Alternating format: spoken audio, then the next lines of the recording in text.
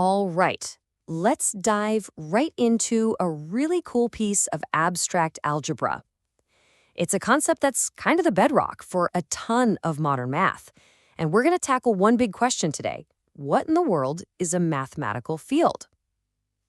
Let's get into it. So just imagine for a second, what if there was a perfect mathematical world? A place where all the arithmetic rules you learned back in school just worked perfectly, every time. You could add, subtract, multiply, and divide, and there'd be no weird exceptions. No, oh, but you can't do that here. Sounds pretty nice, right? Well, guess what? That place is real. And in mathematics, we've got a name for it. We call it a field. It's basically a structure that's been designed from the ground up to be the absolute perfect playground for arithmetic. So yeah, for starters, let's just think of a field like that. A totally reliable, well-behaved space where all our basic math operations can exist together without causing any trouble. At its heart, a field is just a set of things. Mathematicians call them elements, where those four basic operations work like a charm. And there's one really important property. Everything has to be commutative. That's just a fancy word for a simple idea. Order doesn't matter.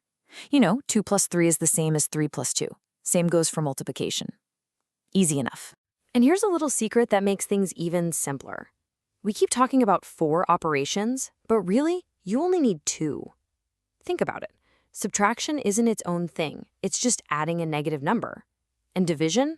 Well, that's just multiplying by a fraction, or what we call a reciprocal. This little insight is actually super important for the official definition we're about to see.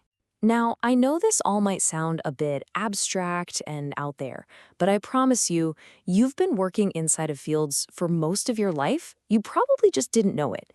Some of the most famous examples are going to look very, very familiar. Yep, these are the big ones. The real numbers, all the decimals. The rational numbers, that's all the fractions. And of course, the complex numbers, which you might have bumped into in more advanced math classes. Each one of these is its own perfect, self-contained universe where arithmetic just works. They're all fields. But hold on, because this is where it gets really mind-bending. Those famous fields, they are just the tip of the iceberg. There are literally an infinite number of other fields out there. And get this, some of them, called finite fields, don't go on forever. They might only have a few elements in them, and yet they still follow all the rules of a field perfectly.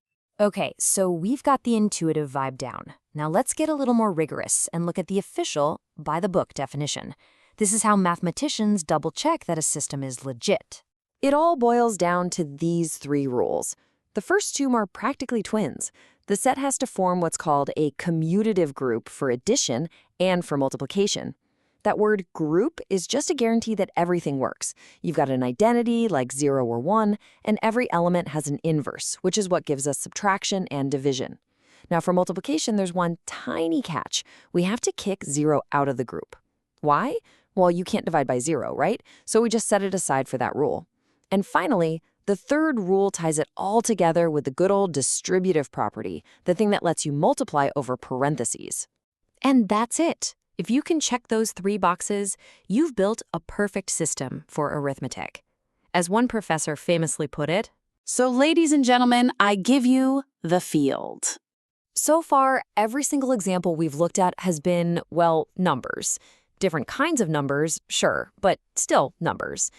But the real power, the real beauty of abstract algebra is that these structures can be built out of totally different things. And that leads us to the big question, doesn't it? Do fields have to be made of numbers? The answer is a huge, emphatic no. And this is where it gets really fun. Let's try it out. Let's take a whole new set of objects, polynomials. Things like x squared plus 3x minus 2. You can add them, you can subtract them, you can multiply them, and you always get another polynomial. Everything seems to be working great. But what about division? So here's the scorecard. For polynomials, addition gets a check. Subtraction, check. Multiplication, check. But then we hit division, and we run into a major problem. The set isn't closed under division, meaning if you divide 2 polynomials, you don't always get another polynomial back. But If we expand our set to include fractions of polynomials, what we call rational functions, boom, problem solved. That bigger set is a field. And here's why it breaks down so clearly. Take a simple polynomial like x plus 1. To divide by it, we need its reciprocal. That's 1 over x plus 1. Well, that's a fraction. That is not a polynomial. So our perfect system falls apart. The solution is actually so elegant. We just make our world bigger. We say, okay, let's not just include polynomials, but also all the fractions you can make with them. By doing that, we patch the hole in division, and suddenly we've created a brand new field, a field made entirely of functions, not numbers. Okay, this is all pretty cool, building perfect arithmetic systems out of numbers and functions. But so what? Why does any of this actually matter? What's the big takeaway here? Here it is, the most important point. A field isn't about what its elements are. They could be numbers, they could be functions, they could be something totally different. A field is about the structure. It's a blueprint. It's a guarantee that in this system, the rules of arithmetic that you know and love will work perfectly every single time. And that just has to leave you wondering. The realization that you could build a field out of functions was a massive breakthrough. It totally changed how people thought about math. So if we can build one of these perfect little worlds from functions, what other bizarre, unexpected mathematical worlds are still out there, just waiting for us to find them?